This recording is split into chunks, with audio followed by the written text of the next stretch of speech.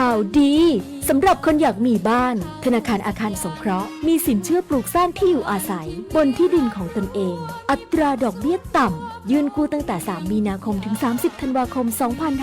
2568อนุมัติและทำนิติกรรมภายใน30ธันวาคม2568ผ่อนสบายสูงสุด40ปีกรณีทำประกันสินเชื่อดอกเบี้ยเดือนที่ 1-6 0.89% ต่อปีและกรณีไม่ทำประกันสินเชื่อดอกเบี้ย 1.29% ต่อปีวงเงินในโครงการมีจำนวนจำกัดติดต่อสอบถามที่ธนาคารอาคารสงเคราะห์สำนักงานสาขาแพร่054-621-490-5ธนาคารอาคารสงเคราะห์ทำให้คนไทยมีบ้านดูแลผูกพัน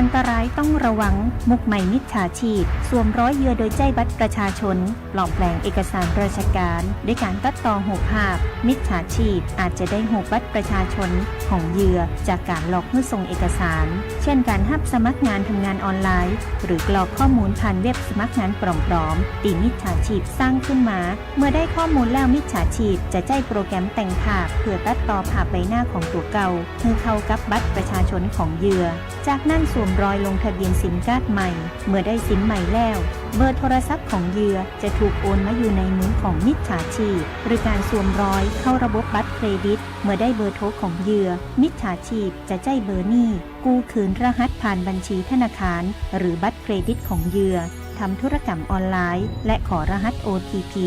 รหัสจะถูกส่งไปตีซิมที่มิจฉาชีพถืออยู่มิจฉาชีพสามารถใช้รหัส OTP ทำธุรกรรมทางการเงินโอนเงินหรือซื้อของโดยที่เหยื่อบ่ฮู้ตัวบ่ดีฮื้อบัตรประชาชนกับผู้คนแปลกหน้าหรือลงทะเบียนไว้ในเว็บที่บ่น่าเชื่อถือมันตรวจสอบธุรกรรมการเงินและแจ้งธนาคารทันทีหากพบความผิดปกติเพื่อป้องกันความเสียหายบ่ดีเจือบอดีอู้บอดีโลกบอดีโอนเพื่อประชาชนปลอดภัยจากมิจฉาชีพด้วยความห่วงใยจากสำนักงานประชาสัมพันธ์ที่3กรมประชาสัมพันธ์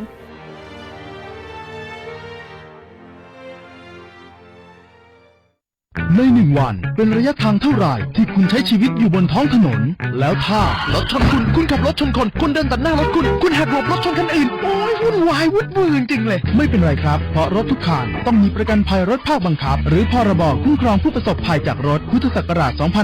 2535 สถานการณ์ต่างๆก็ดีขึ้นคำเตือนหากไม่ทำมีโทษปรับไม่เกิน 10,000 บาทขับขี่ปลอดภัยอุ่นใจเมื่อมีพรบคปภ.สำนักงานคณะกรรมการกำกับและส่งเสริมการประกอบธุรกิจประกันภัย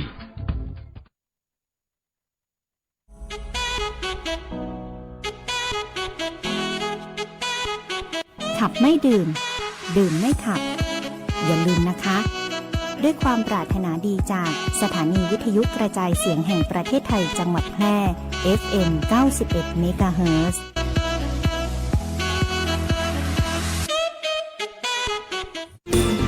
วิทยุแห่งประเทศไทยจังหวัดแพร่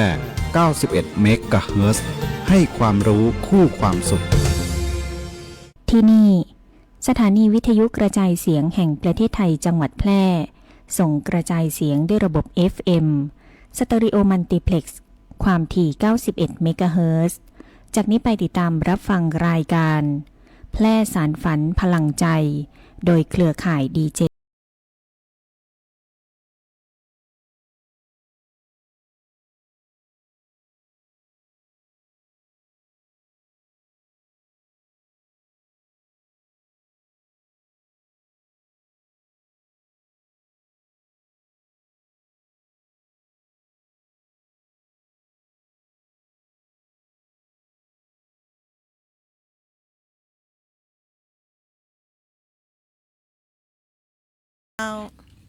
สวัสดีเจ้า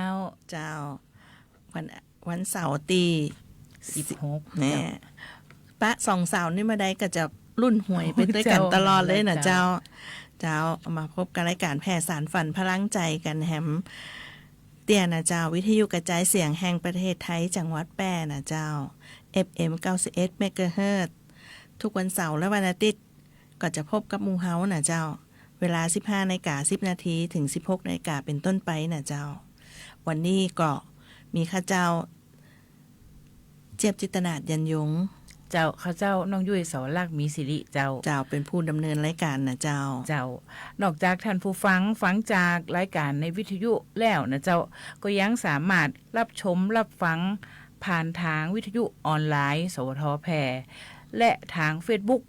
ไล่สดสวทแปรชื่นชอบบทเพลงไหนเจ้าเจ็บ เจ้า ก็โทรมาได้ที่เบอร์ 0545235516 เจ้า เจ้า ขอเฮาได้นะเจ้าเนาะ วันนี้ เจ้า วันนี้ก่อนเข้ารายการเฮาเนาะโอ้ยเขากับรุ่นนะ2 คนโทรหากัน น้องยุ้ยจะได้กันนี่ฝนตกนักขนาดเลยนี่เอง เจ้าก ำลังหาทางกันเนาะเจ้า ก็ภาวนาว่ายุ้ยเขามาจ่วยกันบนปะเดี๋ยว3 โมงยุดเด้อพระเท่า2 โมงเปิดก็ยุดให้เฮาแล้วเนาะเจ้า วันนี้รายการเฮาก็มีเรื่องราวดีๆ สาระดีๆ มาฝากท่านผู้ฟัง เจ้า เยอะเลยนะเจ้า ก็จะมีรายงานสภาพอากาศเพราะว่าเดี๋ยวเนี่ยช่วงฤดูฝนเขาก็ต้องหู้ว่า วันไหนฝนตกฝนบ่ตกอีนะเจ้าก็ ใช่ จะเอามาเล่าให้ฟังเนี่ยเจ้า แล้ว เตรียม มาเดี๋ยวนี้ ตัวเจ้า มาเดี๋ยวนี้ถ้าน้ำขึ้นเขาก็จะมีกลุ่มประชาชนกลุ่มข้าราชการเนาะเปิดก็จะมีห้องที่บอกเขาเนาะ เจ้าเป็นอ ว่า ปทอย่างนั้น ใช่ เจ้า ว่าตอนนี้น้ำถึงไหนน่าถึงไหนเขาก็ยังเตรียมพร้อมกันได้นะเจ้า เจ้า เจ้าเดี๋ยวฟังเพลงม้วนๆดีเขามอบให้ท่านก่อนเนาะแล้วก็กลับมาพบกับรายการแพร่สารฝันช่วงที่1เจ้า เจ้า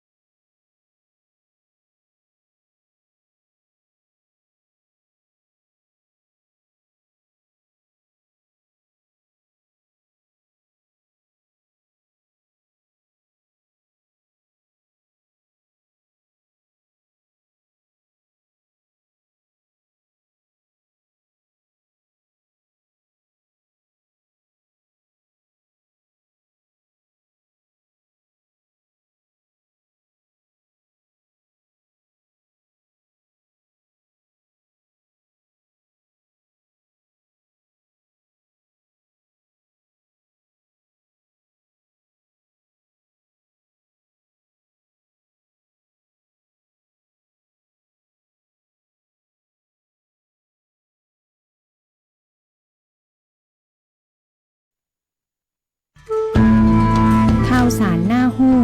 อู้ม่วนจวนฟัง ในช่วง อู้ข่าวเล่าสู่กันฟัง เจ้ากลับเข้ามาสู่รายการแผ่สารฝันพลังใจในช่วงอู้ข่าวเล่าสู่กันฟังเนาะเจ้ามันก็เกี่ยวกับฝนฟ้าเนี่ยเนาะเจ้าเจี๊ยบเจ้าเนาะเปิดก็บอกให้เฝ้าระวังเนาะช่วงวันที่15ถึง18สิงหา68นี่นะเจ้าน้ำท่วมฉับพลันน้ำปลาไหลหลากน้ำล้นตะลิงนะเจ้าตามประกาศกรมอุตุนิยมวิทยาฉบับที่4นะเจ้าลงวันที่15สิงหา68นะเจ้าภาคเหนือมีฝนเพิ่มมากขึ้นและฝนตกหนักมากบางแห่งนะเจ้าโดยจะมีฝนตกหนักในช่วงวันที่15ถึงวันที่17นะเจ้าประชาชนเฝ้าระวังเตรียมพร้อมรับมือนะเจ้าและติดตามสภาพอากาศรวมถึงสถานการณ์น้ำท่วมอย่างใกล้ชิดนะเจ้าทั้งนี้เพื่อเตรียมพร้อมรับมือสถานการณ์จึงดำเนินผ่องน้ำหน้าฝ่ายแม่ยมรับมือรับปริมาณน้ำเพิ่มขึ้นและลดการส่งน้ำเข้าระบบของส่งน้ำเพื่อรับรองปริมาณน้ำปลาไหลหลากในพื้นที่นะเจ้าตะวาก็วันที่15นะเจ้า2568เวลาตี 5ก็ได้เกิดฝนตกหนักถึงหนักมากในพื้นที่จังหวัดแพร่ทำให้น้ำปลาไหลหลากเข้าบ้านเรือนประชาชนและพื้นที่การเกษตรเบื้องต้นได้รับผลกระทบจำนวน1อำเภอ1ตำบลหมู่บ้าน10ครัวเรือนเจ้าทั้งนี้บ่มีผู้ใดได้รับบาดเจ็บและเสียชีวิตคือบ้านเวียงหมู่5ตำบลบ้านเวียงอำเภอร่องกวางเบื้องต้นทางองค์กรปกครองท้องถิ่นกำนันผู้ใหญ่บ้านและผู้นำชุมชนอยู่ระหว่างการสำรวจและให้ความช่วยเหลือตามระเบียบของทางราชการเจ้านายนิกรพรหมเท่านายกเทศบาลตำบลบ้านเวียงเปิดเผยว่าเจ้าหน้าที่จากหน่วยงานที่เกี่ยวข้องลงพื้นที่ติดตามสถานการณ์อย่างต่อเนื่องนะเจ้าซึ่งอยู่ระหว่างสำรวจความเสียหายของบ้านเรือนและพื้นที่ทางการเกษตรเพื่อเร่งให้ความช่วยเหลือนะเจ้าพร้อมย้ำให้ประชาชนเฝ้าระวังปริมาณน้ำอย่างใกล้ชิดและเตรียมพื้นที่อพยพไว้ตีสาราวัดเพื่อความปลอดภัยนะเจ้าแล้วล่าสุดเนี่ยนะเจ้าเจี๊ยบน้ำก็ได้ลดลงแล้วนะเจ้าจังหวัดแปร่เฮาก็โดยนายสมชัยเลิศประสิทธิพันธ์ผู้ว่าราชการจังหวัดแปร่นะเจ้าผู้อำนวยการกองอำนวยการป้องกันและบรรเทาสาธารณสุขสาธารณภัยจังหวัดแปร่ได้สั่งการให้หน่วยงานที่เกี่ยวข้องในอำเภอและองค์กรปกครองส่วนท้องถิ่นเฝ้าระวังสถานการณ์น้ำปลาไหลหลากน้ำท่วมฉับพลันดินโคลนถล่มระหว่างวันที่14ถึง18เพื่อเตรียมความพร้อมนะเจ้าเนาะหน่วยงานที่เกี่ยวข้องและประชาชนให้ติดตามสภาพอากาศตัวนี้นะเจ้าโดยเฉพาะพื้นที่ที่มีฝนสะสมกว่า90มิลลิเมตรนะเจ้าเปิ้นว่าจุดเสี่ยงเนี่ยพื้นที่ที่เกิดน้ำท่วมอยู่เป็นประจำเนี่ยควรจะคือประชาสัมพันธ์สร้างการรับรู้ให้ประชาชนระวังอันตรายจากฝนตกหนักเจ้าและลมกันโชกแรงบางแห่งซึ่งอาจทำให้น้ำท่วมฉับพลันและน้ำปลาไหลหลากโดยเฉพาะพื้นที่ลาดเชิงเขาใกล้ทางน้ำไหลผ่านและพื้นที่ลุ่มเจ้ารวมทั้งเพิ่มความระมัดระวังในการสัญจรผ่านบริเวณที่มีฝนฟ้าคะนองและหลีกเลี่ยงการอยู่ในที่โล่งแจ้งใกล้ต้นไม้ใหญ่สิ่งก่อสร้างและป้ายโฆษณาที่บ่แข็งแรงนะเจ้าใหญ่อย่างที่เฮาอู้กันเนาะว่าอันมีประชาสัมพันธ์มีการแจ้งเตือนเนี่ยมันก็จะยากให้ประชาชนมีความพร้อมมากขึ้นแล้วก็สามารถเก็บของป่นจากน้ำท่วมได้นะเจ้าหากมีแนวโน้มที่จะเกิดสถานการณ์รุนแรงในพื้นที่ก็ให้ถือปฏิบัติตามข้อสั่งการและมาตรการตามกองอำนวยการบรรเทาสาธารณสุขนะเจ้าพร้อมทั้งรายงานสถานการณ์และให้ความระมัดระวังในการสัญจรนะเจ้าเนาะฝนฟ้าคะนองหลีกเลี่ยงบ่ได้ที่ถ้าจำเป็นก็บ่ต้องไปอยู่ไกลมันเนาะไปเปยอย่างนั้นนะอยู่ลบในอาคารบ้านเรือนดีกว่านะเจ้า ของน้องก็จะมีลักษณะอากาศทั่วไปนะเจ้าในก็ว่าอันนี้แล้วเนาะสภาพ เจ้า ฝนฟ้ากันแล้ว ลักษณะอากาศทั่วไปในวันที่16เนี่ยนะเจ้า2568พยากรณ์อากาศ24ชั่วโมงข้างหน้าประเทศไทยมีฝนเพิ่มขึ้นอยู่ในเกณฑ์กระจายถึงเกือบทั่วไปนะเจ้าและมีฝนตกหนักบางแห่ง โดยมีฝนตกหนักมากบางพื้นที่ในภาคตะวันออกภาคใต้ฝั่งตะวันตกของประชาชนโดยเฉพาะบริเวณจังหวัดพิษณุโลกเพชรบูรณ์จันทบุรีตราดระนองและพังงาระวังฝนตกหนักเจ้าและยังภาคเหนือของเฮาก็มีฝนฟ้าคะนอง80%ของพื้นที่และมีฝนตกหนักบางแห่งเจ้านักถึงนักมากอินะเจ้าบนว่าบริเวณจังหวัดแม่ฮ่องสอนเจียงใหม่เจียงไฮ้ลำปูนลำปางพะเยาแพร่อุตรดิตถ์สุโขทัย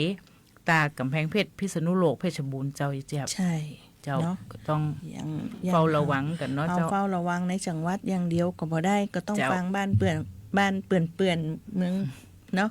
อย่างเช่นถ้าพะเยาท่วมปุ๊บหมู่เฮาก็ต้องเตรียมตัวเตรียมการละ อำเภอปุงเนี่ยเจ้า ใช่เนาะ แหล่งกำเนิดน้ำยมนะเจ้าเนาะ จ้ะ ถ้าตังปูนขึ้นตังเพก็ต้อง แม่น บอดีเอาของลงเตือเจ้ายังน้องว่า อันเอาไว้หันก่อน เดี๋ยวถ้าตุลาเขาก็ว่ากันมดหน้าฝ่าหน้าฝนก็ว่ากันนะเจ้าเนาะตอนนี้เขาก็บอกว่าจะมาแหมก็มาจ้าบ่มาจ้าฝนตกนะก็เริ่มกันแล้วเนาะเจ้าอัน ใช่ ที่อันนี้นะ ไอของเก่าที่เฮาเก็บขึ้นเฮาก็ยังบ่ได้เอาลงกันนะเจ้าเพราะว่าเอาบางอย่างที่มันจำเป็นลงมาก่อนไอที่ว่ามันนั่นก็ห้อยไว้หั่นก่อน เจ้า คือมันป้นฤดูไปก่อนเนาะ เจ้า มาเดี๋ยวนี้ก็ปูผ้านอนกันที่นอนก็บ่กล้าเอาลงมา บ่ กัน ต้องเอาลงมาเตือ ใช่ เจ้า เจ้า ปลอดภัยไว้ก่อนนะเจ้าเนาะ เดี๋ยวเฮาก็มาฟังเพลงม่วนๆจากรายการแฮมซักเพลงหนึงนะเจ้า เจ้า แล้วก็เฮาก็กลับมาคนพิการทำบัตรเนี่ย มัน เจ้า มีขั้นตอนเอกสารอันหยังก็มีอันหยังพ่องนะเจ้า เจ้า เดี๋ยวเฮาก็จะมาอู้ให้ทันฟังในช่วงที่สองเจ้า เจ้าเราฟังเพลงกันเด้อเจ้า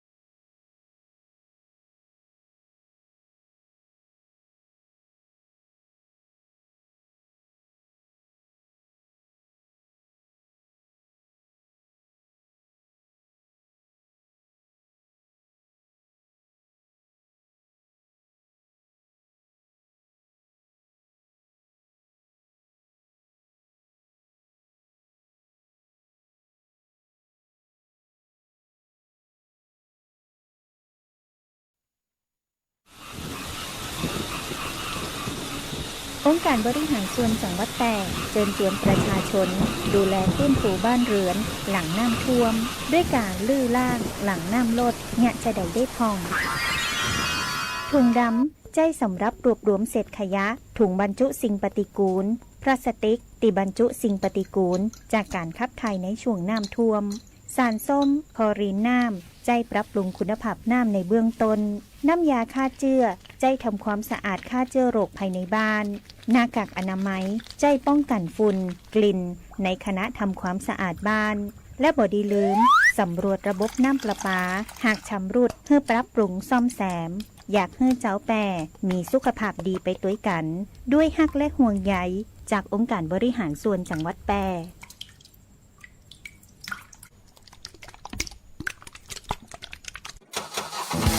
ขับขี่ปลอดภัยเมืองไทยไร้อุบัติเหตุด้วยความปรารถนาดีจากสวทแพร่ FM 91 MHz อู้กันสบายๆได้ประเด็นในช่วงอู้ง่ายฟังมวล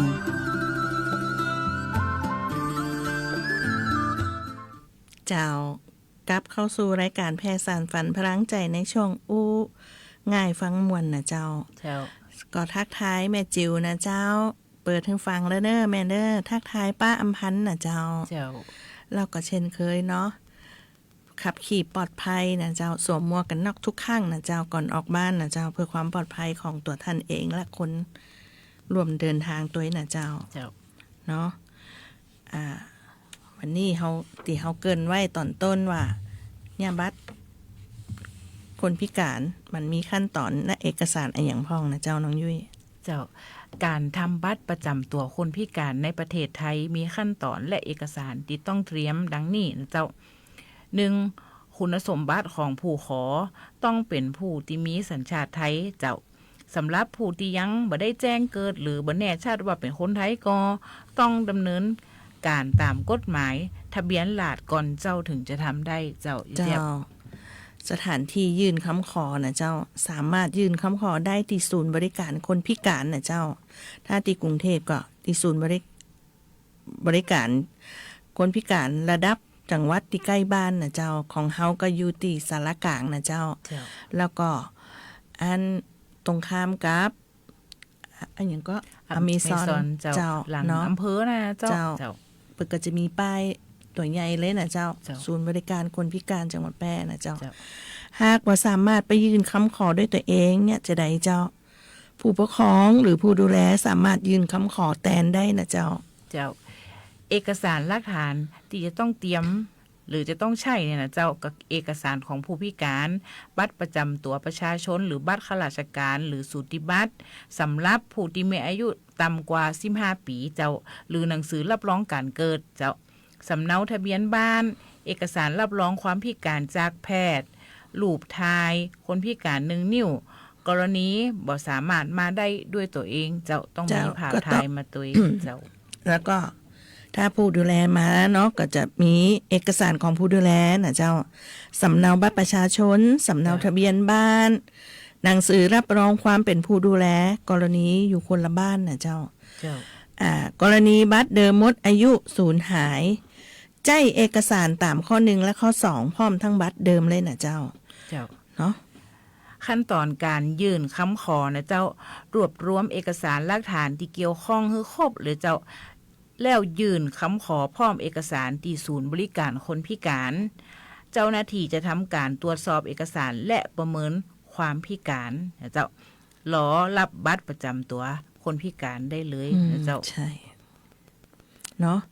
การขอมีบัตรใหม่กรณีบัตรเดิมหมดอายุนะเจ้าสามารถยื่นคำขอได้ภายใน30 วันก่อนบัตรหมดอายุนะเจ้าแล้วก็การเปลี่ยนแปลงเปลี่ยนบัตรกรณีบัตรเดิมสูญหายต้องแจ้งความตีสถานีตำรวจก่อนแล้วจึงนำใบแจ้งความมายื่นคำขอ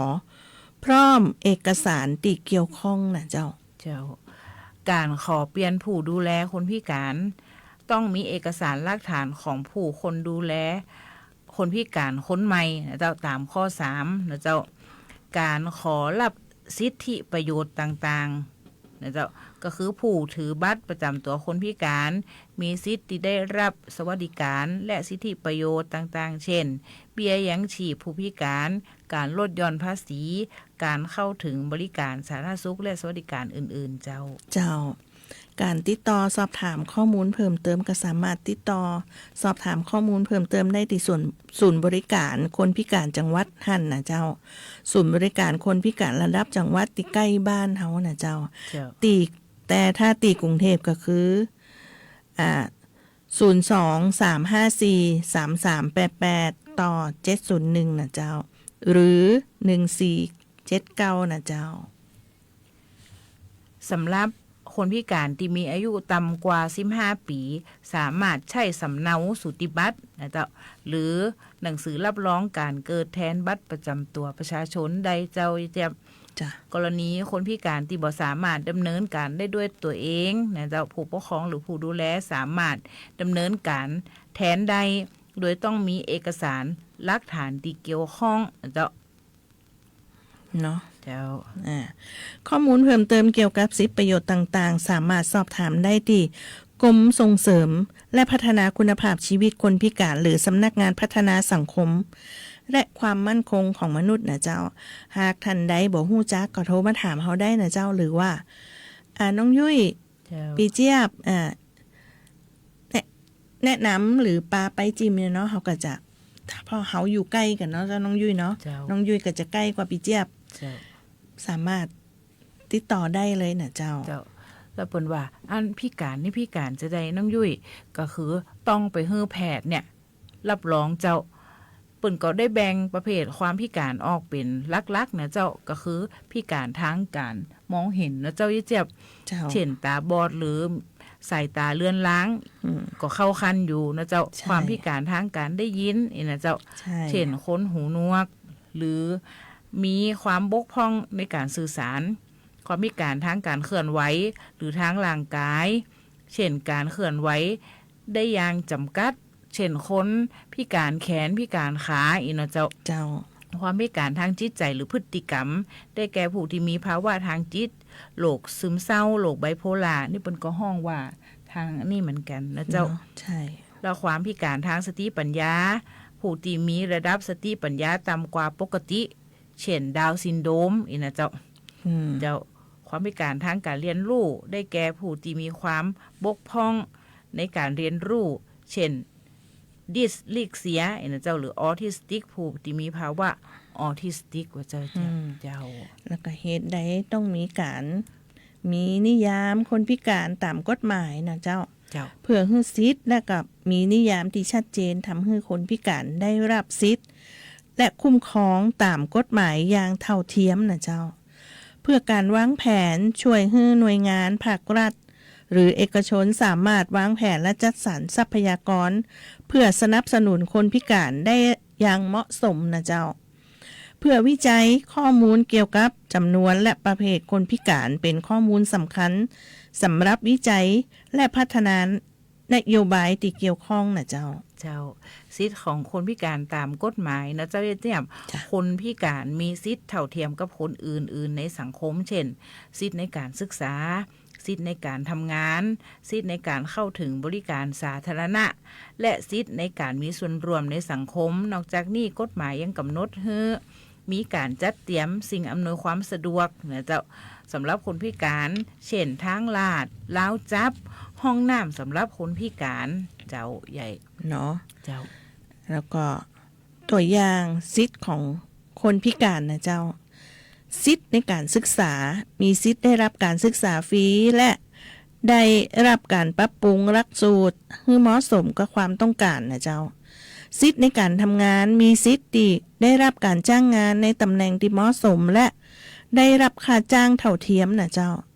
สิทธิ์ในการเข้าถึงบริการสาธารณะมีสิทธิ์ที่เข้าถึงบริการสาธารณะต่างๆเช่นโรงพยาบาลห้างสรรพสินค้าสวนสาธารณะโดยบ่มีอุปสรรคนะเจ้าสิทธิ์ในการมีส่วนร่วมในสังคมมีสิทธิ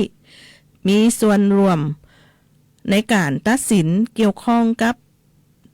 ที่ส่งผลกระทบต่อชีวิตของตนเองนะเจ้า เจ้าสรุปแล้วก็คือกฎหมายคนพิการนี่มีบทบาทสำคัญในการส่งเสริมและคุ้มครองสิทธิของคนพิการอยากให้คนพิการมีโอกาสที่จะใช้ชีวิตที่มีคุณภาพและมีส่วนรวมในสังคมได้อย่างเต็มที่นะเจ้าเจี๊ยบ จ้ะ เจ้า ฟังเพลงจากรายการแหมซัก2เพลงนะเจ้าตีเปิ้นขอมาเนาะ เจ้า ทักทายกันได้นะเจ้าโทรศัพท์นะเจ้า054516เนาะโทรมาพูดคุยกับเฮาได้นะเจ้า เจ้า หลังจากนั้นก็กลับมาช่วงนานาสาระนะเจ้าเฮาก็จะมีว่าปลอดภัยหายห่วงวิธีรับมือน้ำท่วมนะเจ้าสำหรับคนพิการนะเจ้า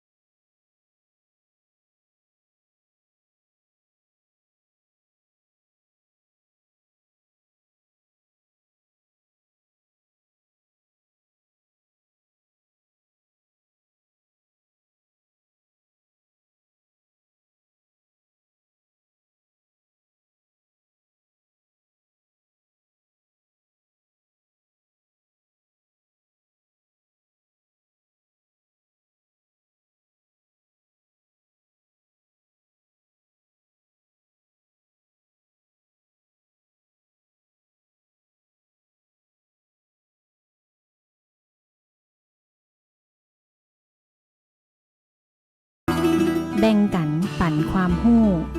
ในช่วงนานาสาระ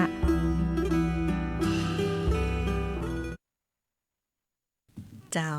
กลับมาช่วงนานาสาระนะเจ้าเขายังสามารถทักทายกันได้ไล่สด สวทแปดนะเจ้าตอนนี้เขากำลังไล่สดกันอยู่เนาะหรือบางท่านแม่ฟังวิทยุก็ฟังเสียงหมูเฮาทักทายกันมาได้นะเจ้าแม่ เจ้า เนาะหรือโทรขอเพลงมีอย่างเราสู่กันฟังก็0545235516นะเจ้า เจ้าเฮาก็จะมี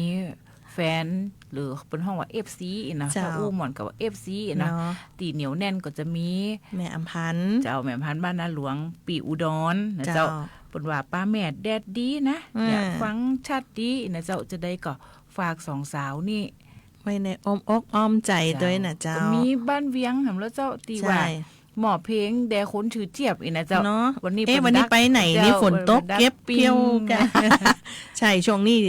ล่องกวางน้ำเข้าเจ้า ก็มีหลายท่าน เนาะ ที่ก็ได้เอ่ยน้ำก็จะมี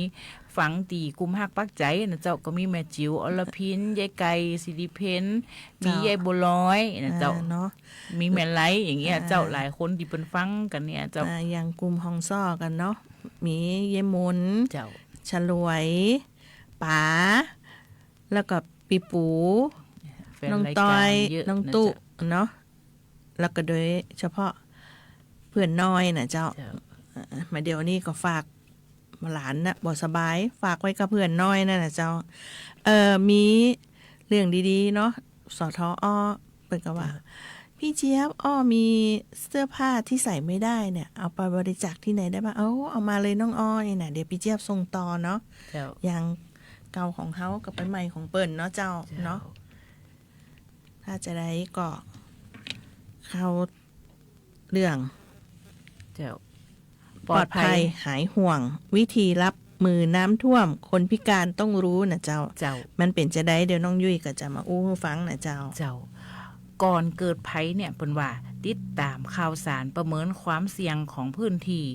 บางครั้งเนี่ยวิทยุเนี่ยก็จำเป็นนะเจ้าเปิดฟังได้เลยเจ้าเพราะว่าบางครั้งอินเทอร์เน็ตอ่ะมันก็ใจการบ่ได้ คน เขา เฒ่า ต้อง เปิ ฟั ด งเจ้า คนเฒ่าเปิดก็เข้าบ่ถึงอย่าง เจ้า แม่ข้าเจ้าเนี่ย เปิ่นจะหู้ข่าวเยอะแยะไปหมดเลยในวิทยุนะเปิ่นก็จะบอกเนี่ย ตรงนี้นั้นอันนี้นะน้ำเข้าแล้วนะตรงนั้นนะแม่ไปหู้ได้จะใดเนี่ยก็แม่ฟังวิทยุเนี่ยนะ เจ้า เปิ่นก็จะส่องกู้หูเปิ่นอะพระพินแม่น้องยิ้ม เจ้า กับอันป่านนี้แม่ยายเจี๊ยบเปิ่นก็จะฟังเนี่ย เจ้า แม่ฟังอยู่ตลอดเนี่ยหมูตัวเนี่ยแต่บ่ได้ขอเพลงเข้าไปบ่ได้เจ้า เนาะ จ้ะ เปิ่นก็ว่าฮือเตรียมกระเป๋าฉุกเฉินเจ้า นอกจากฟังวิทยุแล้วเฮาก็ต้องมีกระเป๋าฉุกเฉินสำหรับผู้ประสบภัยพกสิ่งของจำเป็น เช่น ยาประจำตัว เอกสารสำคัญ เอกสารสำคัญก็คือบัตรประจำตัว คนพิการบัตรประจำตัวประชาชนสำเนาทะเบียนบ้าน เอกสารของธนาคารหรือว่าอย่างต่างๆที่ว่าสำคัญนี่พกเข้ามาเลยเจ้า ไฟฉายโทรศัพท์ และที่สำคัญคือแบตสำรองเจ้า ถ้าไฟดับอีกเนาะไฟฉายแบตสำรองน้ำดื่ม อาหาร เจ้าแล้วก็ เจ้า ที่แหมสำคัญแหมอย่างก็คือกำหนดเส้นทางอพยพที่ปลอดภัยนะเจ้า เจ้า ทางลาดเข้าถึงมีจุดรวมพลศูนย์พักพิงที่รองรับ และมีจุดนับพบขอบขัวนะเจ้า อย่างเช่นบ้านเฮาเนี่ยข้างที่แล้วเนาะเจ้าหน้าที่รวมถึงสทเป็นกับแจ้งเนาะว่านำคนพิการเนี่ย ไปที่ไหนอย่างโรงพยาบาลแป่หนึ่งละ ตีศูนย์ภาคพิงโรงเรียนเหมืองแดงเจ้า เจ้าแหมแล้วก็ตรงสนามกีฬาแหมตีเนาะเจ้าน้องยืนเนาะ และก็แจ้งรายละเอียดความพิการกับสิ่งที่ต้องการแก่ผู้นำชุมชน และขึ้นทะเบียนกับหน่วยงานท้องถิ่นเจ้าเปิ้นว่าฝึกซ้อมเส้นทางอพยพ และสร้างเครือข่ายช่วยเหลืออีนะเจ้า แมนแล้วก็ฝึก ระวังการเกิดภัยน้ำท่วมนี่นะเจ้า ใช่ เพิ่นก็บอกว่าอพยพไปที่ปลอดภัย เช่น จุดพักพิงของชุมชน หรือน้ำตัวเก่าเนี่ยไปอยู่ในที่สูงเจ้า เจ้า คนพิการทางการเคลื่อนไหวหรือทางร่างกายเตรียมทางราชชั่วคราว หรือรู้วิธีเคลื่อนย้ายกรณีผู้ป่วยติดเตียงนะเจ้า เจ้า ควรให้ผู้ป่วยอยู่ในท่านั่งก่อนเคลื่อนย้ายนะเจ้ารถเข็นอยู่ข้างเตียงให้เอียง40 องศาเนาะ เจ้า คนพิการทางการได้ยินหรือสื่อสารใจแอปเนาะใจแอปในการช่วยเหลือนะเจ้า คนพิการทางการเห็นเนี่ยเจ้าฝึกอพยพโดยใช้คำสั่งเสียงและเตรียมไม้เท้าเนี่ยให้พร้อมเจ้า คนพิการทางสติปัญญาก็ใช้ภาพคำสั่งง่ายๆสอนการเอาตัวรอดซ้ำๆนะเจ้า คนพิการหรือบุคคลในครอบครัวแจ้งหน่วยงานที่เกี่ยวข้องกรมป้องกันและบรรเทาสาธารณภัย1784หรือการใช้สัญญาณเช่นผ้าแดงผ้าผูกไหมเปิดไฟฉายกระพริบอย่างนะเจ้าเนาะหลังเกิดภัยนะฟื้นฟูดีพักอาศัยแจ้งรับความช่วยเหลือโดยการส่งเสริมและพัฒนาคุณภาพชีวิตคนพิการสนับสนุนสร้างงานสร้างอาชีพเงินสงเคราะห์การจัดบริการผู้ช่วยคนพิการนะเจ้าฟื้นฟูและเยียวยาสภาพร่างกายและอุปกรณ์ช่วยเหลือตัวเองเจ้าเนาะโดยติดต่อสายด่วนคนพิการ1479และกระสุนเร่งรัดจัดสวัสดิภาพประชาชนสายด่วน1300ได้ตลอด24ชั่วโมงเลยนะเจ้าเนาะเขาพูดถึงเรื่องคนพิการไปแล้วเขาก็มารู้เรื่องการกินของน้องยุ้ยการดูแลสุขภาพนะเจ้าเนาะรู้ทันอาหารที่คุณกินมีโซเดียมไออย่างแอบแฝงอยู่พ่องนะเจ้าเนาะอย่างเช่นที่เฮากินเนี่ยมันก็เป็นของมักตลอดเลยนะเจ้าเป็นอันอย่างดีต้องลดเจ้างดนี่ไถจะบ่ได้เนาะบางคนแต่ถ้าอดไปเลยเนี่ยก็มีอันนั้นเจ้ามีผลดีต่อสุขภาพนะเจ้าอันอย่างที่มันเป็นอาหารแอบแฝงโซเดียมพ่องก็เช่นไส้กรอกแล้วหมูยอกุนเชียงไอ้เจี๊ยบเจ้ามีโซเดียมในไตรนะเจ้าเป็นว่าเนี่ยเฮ้อสีเนื้อชมพูสวยแล้วก็ถนอมอาหารอีกว่าเจ้า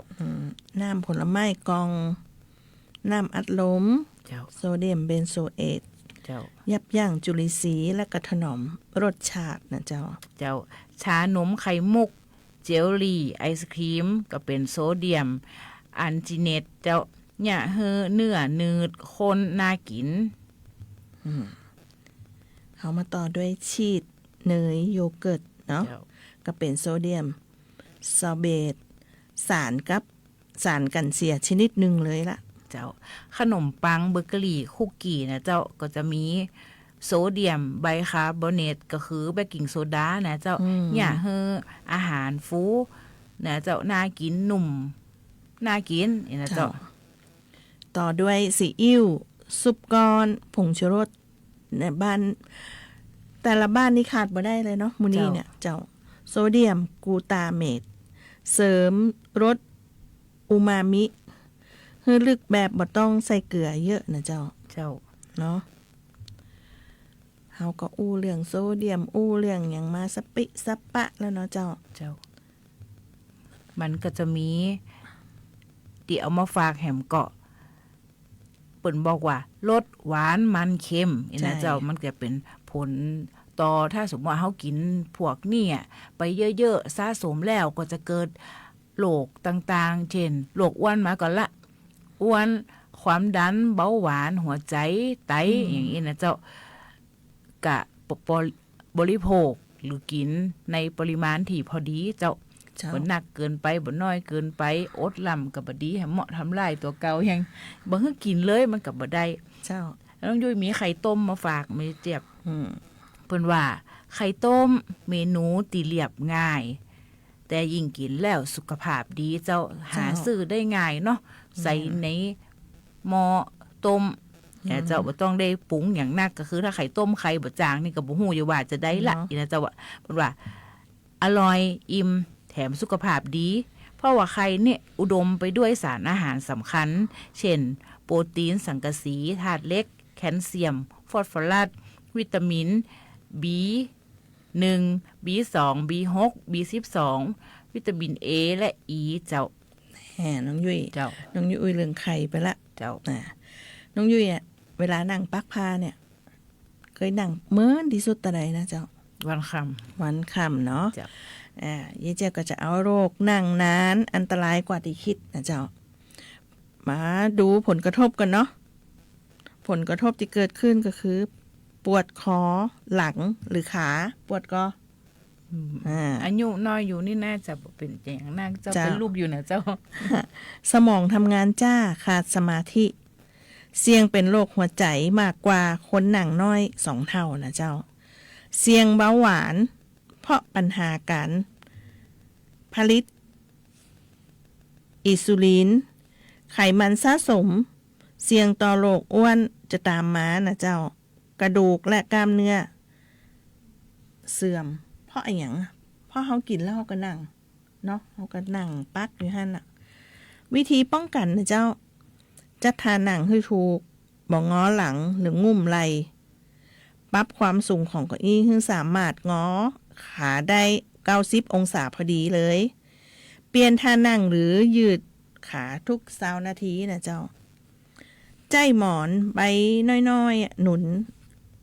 ร้อยโค้งกระดูกสันหลัง จิบน้ำเปล่าเป็นประจำทานอาหารที่มีประโยชน์และแคลเซียมสูงนะเจ้าเนาะมันก็ช่วยได้เป็นยิงปักผ้าเนี่ย มันเมามันน่ะน้องยุ้ย มันก็ลูกอยู่เจ้า ใช่ เพราะว่ามันต้องเดินไปหันไปนี้ เอาง่าย คือ ๆเข้าห้องน้ เจ้า ำเนาะ ก็แนะนำว่าถ้าไข่ปักผ้าอย่างน้องยุ้ยก็แนะนำแขวนได้ไก่ๆเจ้าได้มดก็เดินไปเอาได้มดก็เดินไปเอานี่นะเจ้ามันก็ช่วยได้อยู่ ถ้าแขวนใกล้ๆคือกระตุกแล้วก็มันเพลินเจ้า นั่นน่ะ แต่ก็มันบ่เกี่ยวกับปักผ้าอย่างเดียวเนี่ยทำงาน ใช่ ทุกๆอย่างที่หนังนา ที่ว่าน ๆ เป็น นี่นะ นั่ เจ้า งเกี่ยวกับนั่งโต๊ะทำงานอยู่กับคอมอยู่กับอะไรอย่างนั้นเนาะอันนี้เขาก็เอาใกล้ตัวเขาว่าอย่างนะปักผ้า ใช่ นะเจ้าเนาะ ไอ้เจียมช่วงเนี่ยน้องยุ้ยก็อยากให้ระวังโรคที่มากับอันนาฝนเนี่ย เจ้า ก็อยากให้ระวังกันนะพูดย่ำๆกันเสมอว่า1ไข้เลือดออกนะอีนะเจ้าก็ระวังน้อยไข้เลือดออกไข้หวัดโรคมือเท้าปากอีนะเจ้าโรคอาหารเป็นพิษโรคไข้ฉี่หนูและโรคตาแดงจะได้จะไปในที่เสี่ยงที่มันเป็นอันเกิดโรคเราเนี่ยก็หลีกเลี่ยงเหียนเจ้า ใช่ เจ้า เขาก็มาออกกำลังกายง่ายๆ ตื่นเช้ามาเขาทำ3 สิ่งนี้นะเจ้าน้องยุ้ย เจ้า เพื่อสุขภาพที่ดีอายุยืนเนาะ เจ้า ตื่นมาเอาดื่มน้ำเปล่าเลย2 แก้วหลังตื่นนอนนะเจ้า ป้องกันภาวะขาดน้ำหลังตื่นทำให้สดชื่น กระตุ้นระบบหมุนเวียนและอวัยวะทำงานปกติ ช่วยให้ทางเดินอาหารบีบตัวขับถ่ายดีนะเจ้า เจ้า แล้วก็โดนแดดอ่อนๆตอนเจ้าสัก15 นาที20 นาทีนะเจ้าแนะนำช่วง7 โมงถึง9 โมงนี่เนาะเพื่อให้ร่างกายเขาได้สังเคราะห์วิตามินดีเพื่อช่วยให้กระดูกแข็งแรงแล้วก็ป้องกันกระดูกพรุนด้วย เจ้าอย่างน้องยุ้ยเนี่ยใจวิธีการเดินเจ้า ใช่ เดินอย่างน้อย30 นาทีทุกเช้า จะเดินช้าหรือเดินเร็วก็ได้เจ้าขึ้นอยู่กับสภาพร่างกายเมื่อร่างกายแข็งแรงขึ้นก็ค่อยๆปรับระดับความเร็วขึ้นอีกนะเจ้าอย่างน้องนี่จะเดินทุกเช้านะเจ้า เจ้า เป็นระยะประมาณกิโลถึง2 กิโลนะเจ้ารู้สึกว่าร่างกายเนี่ยกะแข็งแรงขึ้นเจ้าจากแต่ก่อนก็บ่ใครแข็งแรงแต่ได้เดินติดต่อกันมา4 ปีแล้วเจ้าถ้าไข่เดินถ้าไข่ขี่รถไปแถวเจริญเมืองตอนเจ้าก็อย่าหันมือยิงแบกเป้เจ้า ตากกันได้นะเจ้าอันนั้นน้องยุ้ยละ ก็คือเดินทุกวันนะเจ้าถ้าบ่มีกิจที่ว่าไปเจ้าหรือเอามอเตอร์ไซค์มาอีกนะเจ้าก็จะหันน้องประวานระวัง6 โมงถึง7 โมงเนี่ยก็จะเดินดุกๆๆๆมา ถ้าฝ กลั น บบ้านเจ้า ถ้าฝนบ่ตกนะเนาะถ้าฝนบ่ตกนี่ก็เดินได้สะดวก มาทักทายกันได้ ทักทาย เจ้า กันได้นะเจ้า เจ้า มาเขากระ สุดท้าย จัดมาถึงช่วงท้ายของรายการแพทย์สารฝันพลังใจแล้วนะเจ้า เจ้า หมดเวลาสำหรับวันนี้เนาะเอา2 คนก็ต้องนำรายการแพทย์สารฝันพลังใจจากลาท่านผู้ฟังไปก่อนนะเจ้า เจ้า อา จะ ทิต ได้ ย์หน้า กับเจ้า เสาร์หน้ามาพบกันเวลาเดิมนะเจ้า 15 นาฬิกา 10 นาทีถึง 16 นาฬิกา ทางสวท8 FM 91เมกะเฮิรตซ์นะเจ้า เจ้า สำหรับวันนี้ข้าเจ้าเจี๊ยบจิตนาถยันยง เขาเจ้าน้องยุ้ยเสาลากปีสิริเจ้า เจ้าก็ขอให้ทุกท่านโชคดี แล้วก็สวัสดีเฮาปะกันใหม่ วันอาทิตย์หน้าเจ้า ส เจ้า วัสดีค่ะ สวัสดีเจ้า